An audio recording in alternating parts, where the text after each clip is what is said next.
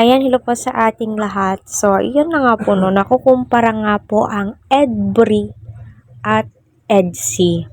Palagi ko pong pinapaliwanag dito sa aking channel na wala po sa kalingap ang problema kung bakit nahinto ang EDSI. Alam naman po natin kung saan ang punot dulo kaya na-stop ang EDSI. Diba?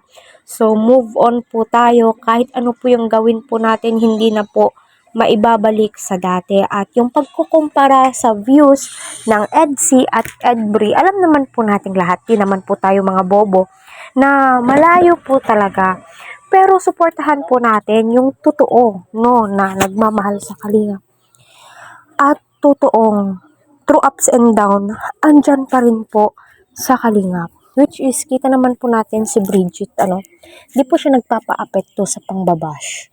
Na alam naman po natin, kinukumpara siya, kay ganito o ganyan, ay nako, stop na po natin yan. Kasi kahit anong gawin po natin, kailanman hindi at hindi maibabalik na po yun. Diba? Kaya suportahan po natin sa Kalingap Rab, Kuya Bal, at ang buong team. Please wag po natin skip ang kanilang ads para sa karoon ay syempre marami pa pong kababayan po natin ang kanilang malingap.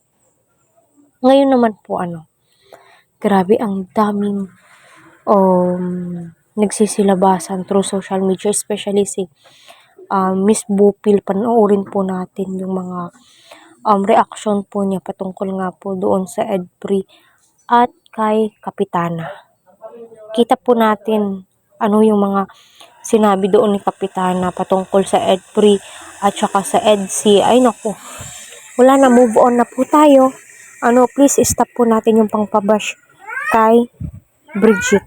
Kasi si Bridget nag-aaral po ng mabuti, kumukuha ng lakas ng loob para matulungan ang pamilya, So, yun naman po talaga yung hangarin ng buong Team Kalingap, diba?